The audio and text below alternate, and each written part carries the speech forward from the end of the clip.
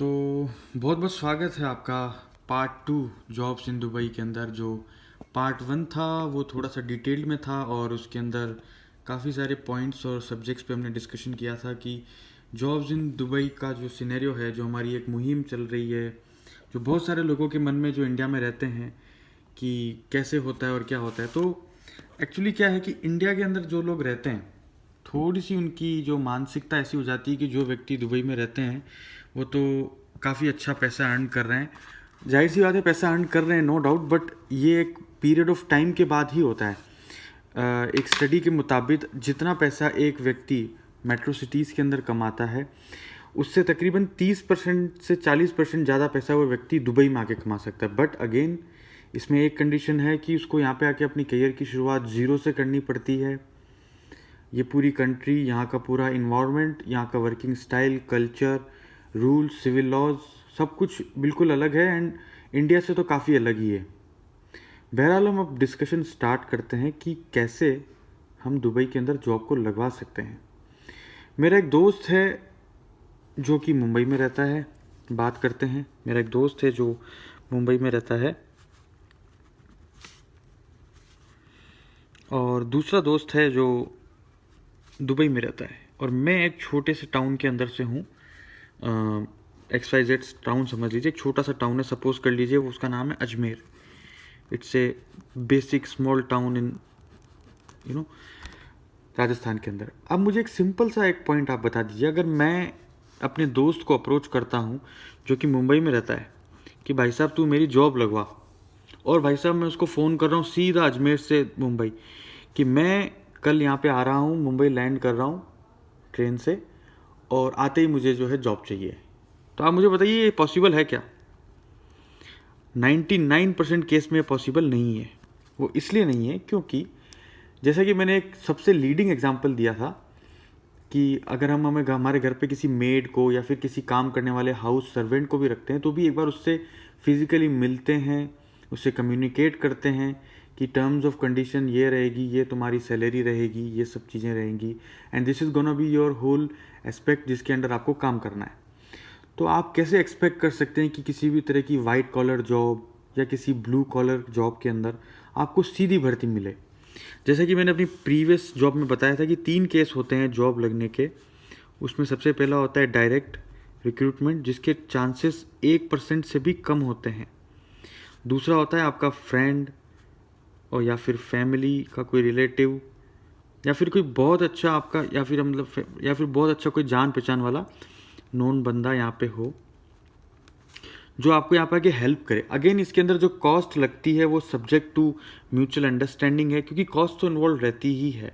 अगर आप आज विश्वास करें और मुंबई चले जाएं अपने दोस्त के यहाँ पे उसके भरोसे, तो भी आप जेब के अंदर एटलीस्ट 10 से 20 हज़ार रुपये अपने लेके ही चलेंगे कि यार वहाँ पे खर्चा होएगा, अपने को जॉब एकदम से तो मिलेगी ही नहीं, ठीक है ना। और जो तीसरा केस मैंने आपको बताया था वो ये है कि सेल्फ खुद आप विजिट वीज़ा पे आएँ और यहाँ पे आके काम ढूंढे।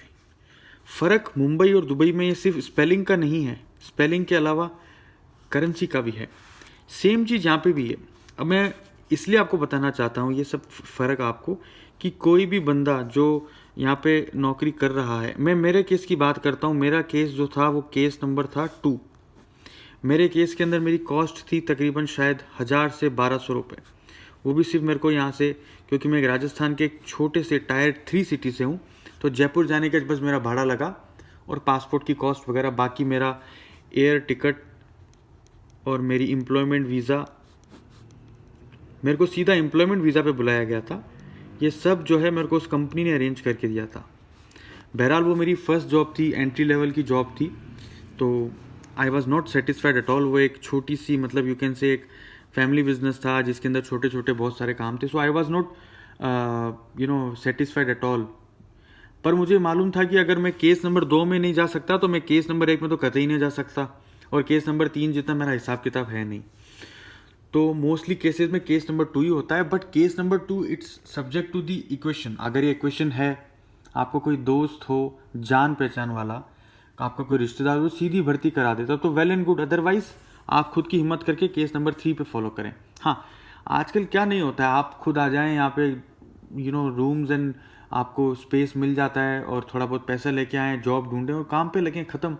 क्यों किसी के भरोसे रहना और क्यों किसी को फ़ोन करके बोलना, जो एक यू कैन से कि एक ऐसा स्टेटमेंट जो यहाँ पे रहने वाला हर हिंदुस्तानी अपने दोस्तों से, अपने रिश्तेदारों से, अपनी जितनी भी टेन्योर वो यहाँ रहता है फेस करता है, भाई दुबई में जॉब लगवा, भाई दुबई में जॉब लगवा। It's like a national slogan for a person who is seeking any kind of help और guidance from those who are living in Dubai. तो इसी चीज़ को क्रम में रखते हुए मैं आपको बता सकता हूँ कि सपोज़ कर ले आप, जैसे लास्ट वीडियो में हमने बात की थी कि दुबई में आपको 1 मंथ की जो है यहाँ पे आपको रहकर जॉब सर्च करनी है, तो उसके लिए आपकी जो कॉस्ट है वो कैसी आएगी। तो हमारी बात हुई थी तकरीबन 60,000 की।